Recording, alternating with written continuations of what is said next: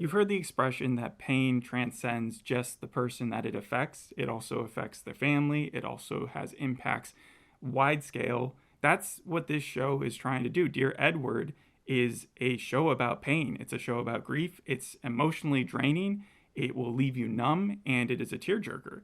There's a lot to talk about in these 3 episodes, and by the end of it, I wasn't sure. Like, there's really no way of watching this. You don't want to binge this show because it's a lot of emotions, but at the same time, having to wait a week by week to feel what you know is going to make you feel very sad and terrible, I don't know how to sell it. But the show is good. What is it like? What's it most closely related to? Well, to? It's funny because the show is called Dear Edward, and it reminded me, that title did, of Dear Zachary. Oh, God. Dear Zachary? Well, that's a real story, so that's obviously probably even more depressing than this one is. But Dear Zachary isn't even about the titular Zachary. Zachary doesn't really exist in the movie. Edward is the main character here. He is. So do you know anything about this show? Yeah, it centers around a young kid that's like the sole survivor of a plane crash, right? Yes, yeah. So that you're getting a little bit ahead, because episode 1 takes us into the lives of the passengers on Trinity Airlines Flight 1483, much like Oceanic Flight, whatever it was for Lost. I don't think Trinity is a real airline, and I think that's on purpose because they don't want to, like, no airline wants to be the one, like Malaysian Air or something like that. They wouldn't want to be actually known for a disaster. This is going from New York to LA, and through interweaving flashbacks and parallel storylines and sequences of the actual plane ride, they show us this story. For instance, while many on board get their own personal backstory on how they came to be on the flight, we also spend a good chunk of time with strangers in New York City who don't appear to be flying, but are later revealed as family members to those traveling. Okay, right. In that way, when the episode nears its climax and the plane actually goes down, only then do we get a full picture of who is dead. I wasn't sure if you were going to actually see, like, the plane crash. You see everything up until the last second where it actually does. Which so you is get like haunting. You get the beeping of the airplane as it's going down. You get a lot of turbulence. You get a ton of different flashbacks as every character is having their moment of realization that they are about to die. That sounds harrowing, yeah. It's so sad. But there is one survivor, and that is Edward. And that is where the end of the first episode really concludes. Do you see Edward's backstory? Like, are you introduced to him before it happens? Okay. So everybody's backstory, you really get a good sense of everyone by the end. That's what makes it so tragic. But you also get a sense of those people that it's going to affect. Mm-hmm. And so that's where episode 2 picks up, and it deals with the impact of those affected by the accident. The plane has been utterly destroyed. It is near impossible that Edward would have survived. Like, when you first see the plane in Denver in this field, there is nothing left.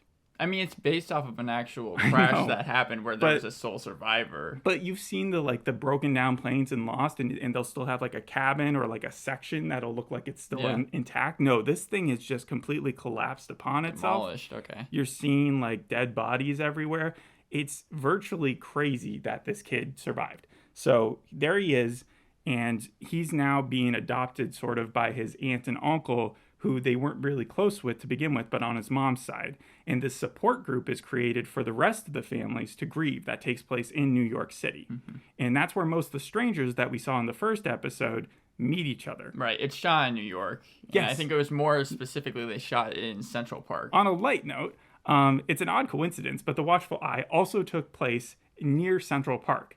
Like right next to it, the building, the apartment building, right. I think it was called the Grayborn building, that was fictional as well. Well, the first scene in this show, or actually one of the first scenes in this show, also takes place with Jordan and Edward, they were brothers, going through the park on bicycles to get falafel. Yeah, that was the first scene that was shot of the show as well. Yeah, so it was just like odd because I know we've done a lot of New York shows, but Central Park specifically, to see that twice in a row.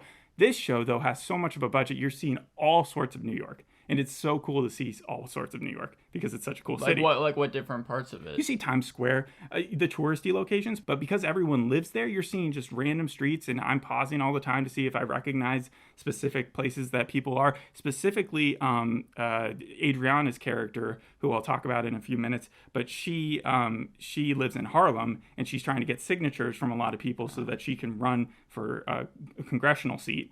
And she needs 1,300 signatures. So you're seeing a lot of New York's areas, and they even like frequent places like the Red Rooster, which is a very famous restaurant there. All right, but we're still in episode 2, and they're at this support group, and Edward is out of the hospital. He's moving upstate, like I said, with his aunt on his mom's side, and he's coping with the loss of his entire family because his mom died, his dad died, and his brother, and he was very, very close with his brother, who was 3 years older than him, and he's imagining that he's still alive.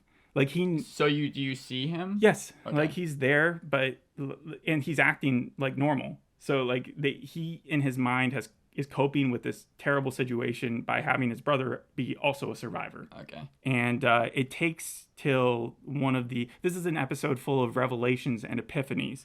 So, for instance, Adriana, the eventual congresswoman, realizes that she doesn't want to leave politics like she was planning to before the plane accident, and that, in fact, she's going to replace her grandma's seat. And then Dee Dee, who is played by Connie Britton, I recognized a few people in this. I recognized Connie Britton because she always plays the mom in White Lotus, Dirty John, Friday Night Lights. She was handpicked for the role, and she seems to be the one that's doing most of the interviews for the show. There's Taylor Schilling, who's from Orange is the New Black. She's the main character. She looks like she never ages. She can both play old and young at the same time. And then there's... I was just going to say that she did not read the book because this is based off a book before shooting the show, but she did have to learn to paddleboard for this show. Paddleboard?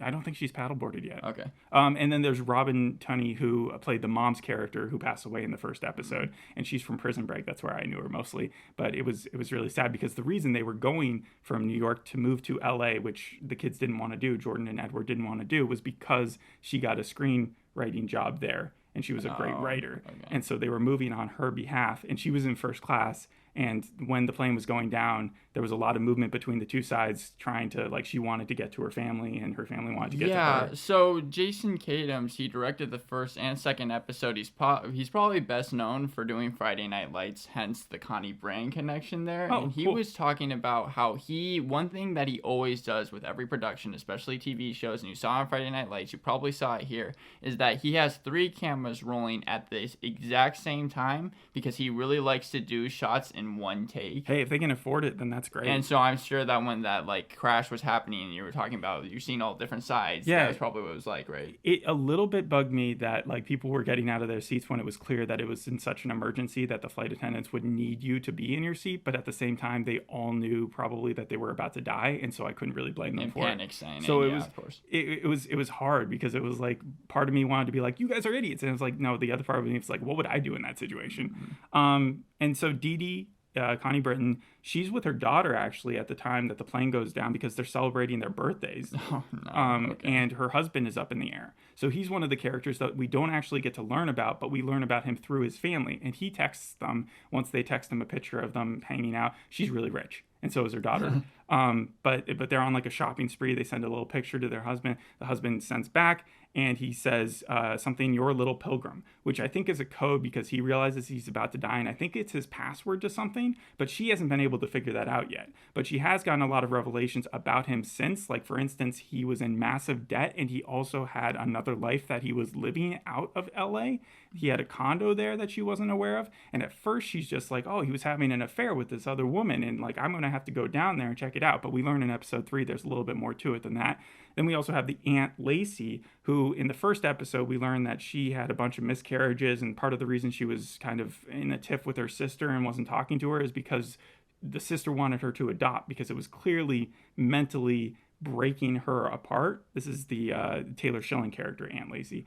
And so was the husband, John, of Lacey. They were both kind of just dealing with the fact that they could not get pregnant. And so, in a way, Edward coming to live with them is kind of their version of an adoption. And it may end up helping her because she's no longer going to go.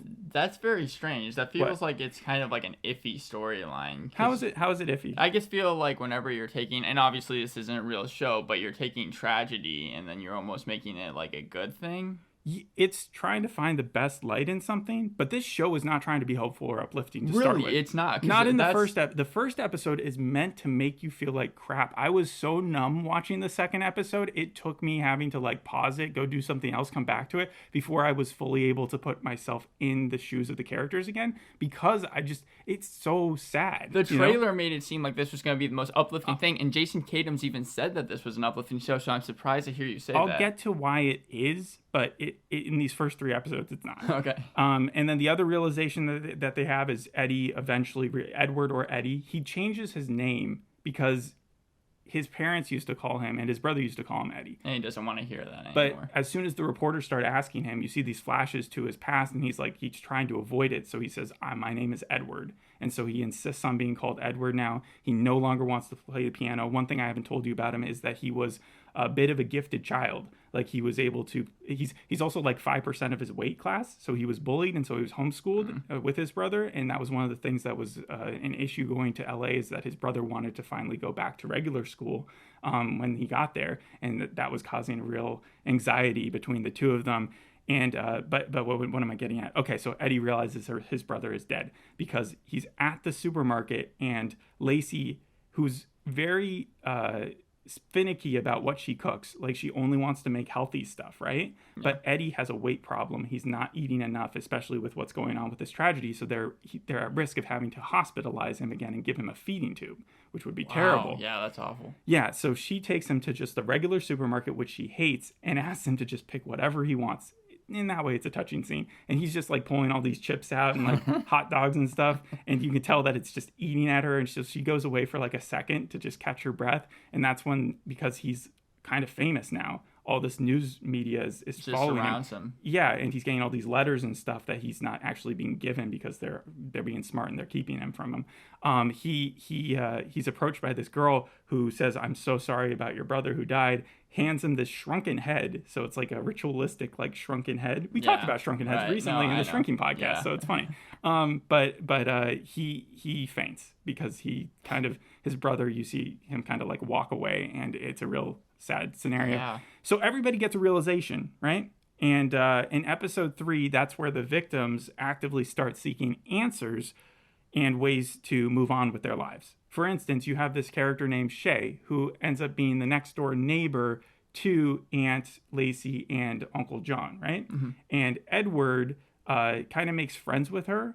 She is way into roller derby. She kind of has an attitude. She doesn't have a lot of friends, but she's smart, right? And she convinces him, because Edward, at the end of the second episode, once he realizes his brother has passed, the only way that he could get to sleep is when his brother would say something like that they would trade off saying "good night, stupid" or something like that, because they would bunk bed together. Right.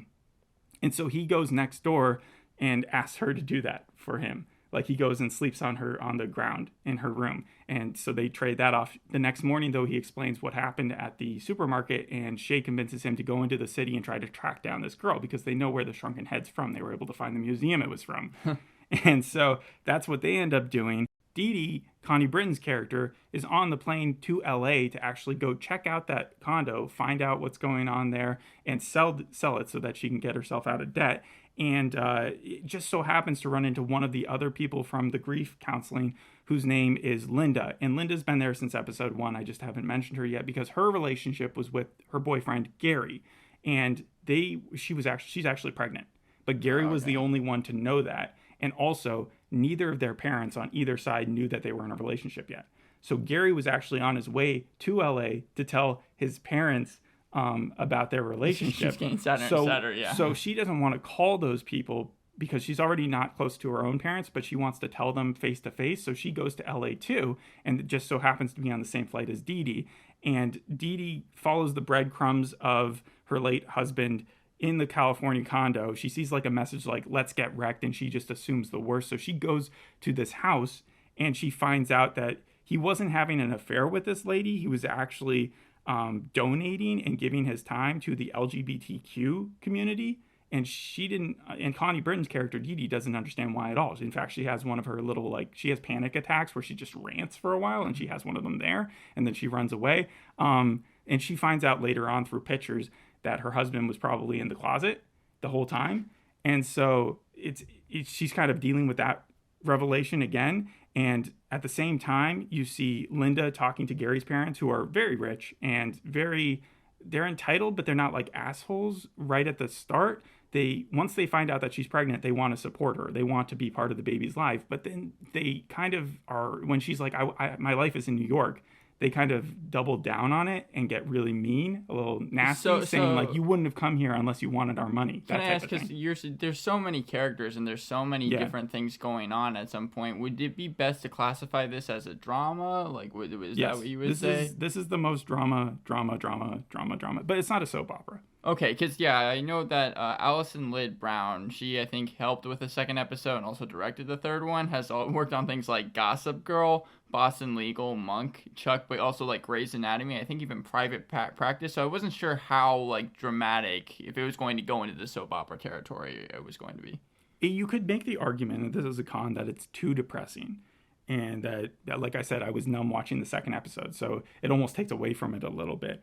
But it's also pretty realistic. They're not wallowing in people just crying constantly. It's not like the parents and kids relationships are there. It's almost like they show us happy scenes knowing how tragic they truly are. Like they show us a bunch of backflashes with Edward and his brother Jordan for the sole purpose of everyone knowing that potential is now lost, that they will never be able to talk again. So there were all these like foreshadowing moments where it's like, hey, we're always going to be together. Even if I'm going to public school, we're still going to, like, all that stuff where it's like, oh, this seemed like the worst thing at this possible time. And then suddenly it wasn't. Yeah. There's so much symbolism in the show. Even the way that they present the therapy, like the therapist sucks. The guy at the grief counseling thing, they make it, you can tell it's based off a book because of how real it is, because the guy just isn't doing his job. And so it's kind of left to the actual grievers to make the therapy What do you work. mean by like not doing his job? So Dee Dee brings the cupcakes the first day, and that's where she meets Linda, and then they sit down, and that's when the therapist walks in, and the therapist kind of is just like, I don't care if you guys talk, you grieve in your own ways. He doesn't add too much to but there's only like, I think 6 or 7 people, but it kind of does grow into a family. There are other characters I haven't even mentioned. So Adriana, she's seeking out those signatures because her grandma, who was a very well-known congresswoman, right? Mm-hmm. She was her aide. Yeah, right, I get it. Adriana was her aide. And the day before she left for the flight, Adriana made the decision, based on all her social work that she'd been doing, that she doesn't want anything to do with politics anymore. It's just too sad. She just can't help enough people. But at the same time, Rose, I think is her name, Rose Washington, she wanted her granddaughter to replace her eventually, like in 4 years. And so she was like priming her for that. And so at the airport, that's actually where Adriana said, I'm not getting on this plane, I quit. And so there was that awkward situation. And then Adriana throws her support behind Cora, who is Rose's chief of staff, I think. So then she has that like epiphany later on that she actually wants to run. And so she's seeking out these signatures in Harlem. I know it's complicated. So who has your favorite storyline? Oh man, there's no favorite. The really nice thing about the show is that like there's never a time where it shifts away from a story and I'm like, oh man, no, go back to my favorite one. You know, it's never like there's characters that I dislike. They're all very nice. There is one person I didn't bring up yet, and so there was this lady who has a daughter who was going to film a scene for Spike Lee, or she was going to an audition in LA for Spike Lee. And she tells her daughter that she's only going to be gone for one day. And they're from Ghana originally. And so her brother has to come in from Ghana. He sells porta potties. And he has to bring this kid back to Ghana with him, but they need to get her a passport and all that. So he's stuck in the city for a while. And he makes friends with Adriana because Adriana is really helpful with that social work stuff. And so they're probably going to strike a relationship, and their thing seems very nice. The only criticism for him would be that he seems a little too polished. Like he's just a little too kept together. He seems like everything that he says is great wisdom, you know? Like he needs her help, obviously. And she ends up letting them stay at her place because of how crappy they were kicked out of the original mom's place, so they had to live at the back of a restaurant. And so Adriana's like, no. And so they ended up staying at her place. But like everybody is coping and like coming together in their own way. And you are left with a couple questions by the end of the whole thing. who is the girl who gave the shrunken head to Edward? And then at the very end of the third episode, she also delivers a letter to his front doorstep while he's not there. And then the Uncle John character takes that letter and sticks it in a box of other letters that Edward has not seen and will not see. Not from her, but from everybody. So that's just sad because it might just mean that he never gets to figure out what happened to her. And then when are they going to realize that Edward is actually gifted? Because they brought in the piano, they brought in all the stuff from the other from his family, and they stuck it in the attic. But I don't think they realize how smart that kid is yet. Like, he was doing math. He has to go to public school now, which is the thing he never wanted to do. It's the thing his brother wanted to do. So I have it's a lot of stuff. I have a little bit of a game here. Yeah. And it's about the book itself. It came out on January 6, 2020, and it got good reviews. It became a New York Times bestseller. And the difference between this, because it is like a 1 truth 3 lies thing, is that the lies themselves are based off of either other TV shows or movies, stories that I feel like you know about, so you might be able to just gauge what the true one is off of that. But there's 4 scenarios, so I'm just going to go through them. Mm-hmm. The first one is, and again, this is all about the book, Jenna Bush Hager, George W. Bush's daughter, selected Dear Edward as her January 2020 book for her book club. That's the first one. The second one is, the book was so popular that by the end of the week, a lot of bookstores carrying the book on its first week were sold out, causing many fans to be disgruntled. The third situation was, the book was originally supposed to be a screenplay but never got picked up, so it was made into a book, and then during the pandemic, the author, Napolitano, released the full screenplay after the book's success. And then the last one is, the book was banned for references to suicide, sex, drugs, and alcohol. And by banned, I mean mostly in like high schools and stuff like that. It could honestly be any one of those. I would say, would they have banned this? Really? I don't know how close this is to the book. It just feels like it is, because like you get specific scenes where, for instance, when the rescue team comes up, they just show you that the rescue guy is high. And there's no reason to do it other than that it just feels more real. I know that Jason Katims, he did speak with the author, and the author was like really excited about it. She gave him her blessing, but she has nothing to do with the actual show, I think. Okay. Well, then in that case, I will say the third one. The third one, yeah. Okay. So the third one being that it was supposed to be a screenplay, sure, and that was turned into a book. That's actually not true. Okay. I got that from a story. Apparently, Spike Lee, in 2020, dropped a full screenplay of an unmade biographical drama about Jackie Robinson. He apparently reached out to Denzel, and Denzel said, I'm too old to do that. And then he was like, all right, that's it. The true one was actually Jenna Bush Hager, the George W. Bush's daughter, decided to choose that to be the book club. That's cool. The sold out one was based off of the Szechuan sauce from Rick and Morty. And the last one was 13 Reasons Why. That was banned. Glad I didn't do that one. But I didn't really know what this show was going to be heading into it, because you have so many shows based around airplane crashes. You have Lost, Departure, The Wilds, Manifest, Wrecked, Into the Night, Yellow Jackets, even the No Ordinary Family show. Yeah. Where because of like the crash, they get superpowers. And in Manifest and shows like that, the writers are obviously trying to just like catch a bunch of knives while throwing up a bunch of chainsaws. Yes. And it's like, who stole the baby? We have to stop the apocalypse. Like a bunch of supernatural crap. This is the most like grounded version I've ever seen. Like the relationships between the parents and kids. There are so many of those between Bex and her mom. That's the one who was with the guy from Ghana, right? Yeah. And then there was also Edward and his family. Like that just seemed really real. The embarrassment and then the kids not being courteous at certain points, like when they have to yell at them to go help with the bags or something. Mm-hmm. It just felt like they knew what they were doing when they were writing it.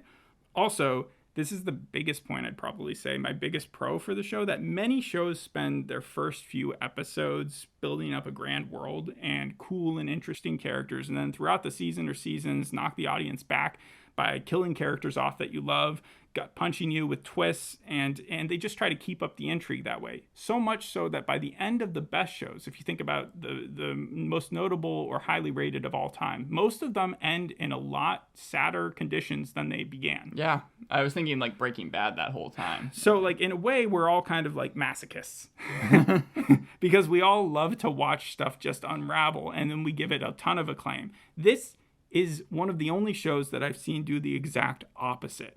What it's doing is it's killing you from the heart at the start. It's killing people with a ton of potential, and it's making their families deal with the grief, and you have to just embellish it all, feel it all.